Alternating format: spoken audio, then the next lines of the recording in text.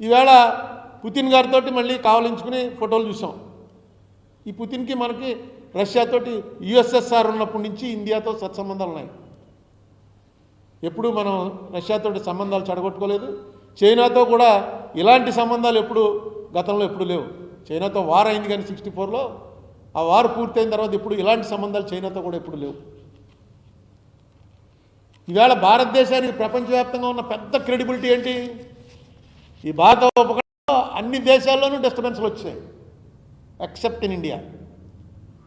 ఇంత పెద్ద దేశంలో ఇన్ని కులాలుండి, ఇన్ని మతాలుండి, ఇన్ని నాగరికతలుండి, ఇన్ని సంస్కృతులుండి, ఇన్ని భాషలుండి అసలు it will go to dogs అన్నాడు చర్చిల్. ఇండియాకి ఇండిపెండెన్స్ ఇస్తున్నామంటే India will go to dogs అన్నాడు. అటువంటిది అలా నిలబెట్టుకుంటూ వచ్చాం. దీనికి ప్రధానమైనటువంటిది ఏంటంటే ప్రపంచం అంతా మతాల పేరుతో కొట్టుకుంటున్నా ఇండియాలో మాత్రం దాన్ని కంట్రోల్ చేసుకుంటూ ఎన్ని రెచ్చగొట్టినా కంట్రోల్ చేసుకుంటూ వచ్చాం. నిజంగా వాళ్ళు ఇది హిందూ దేశం కాబట్టి హిందువులే ఇక్కడ జనం, మిగతా వాళ్ళంతా సెకండ్ రేట్ సిటిజన్స్, ఇక్కడ ఉన్న ముస్లిమ్స్ క్రిస్టియన్స్ ఎవరు పనిచేయరు అనేటువంటిదే బీజేపీ వారు నిజంగా ఫాలో అయితే మొన్న ఎందుకు తీసుకొచ్చి సోషల్ కూర్చోబెట్టుకున్నారు పక్కన?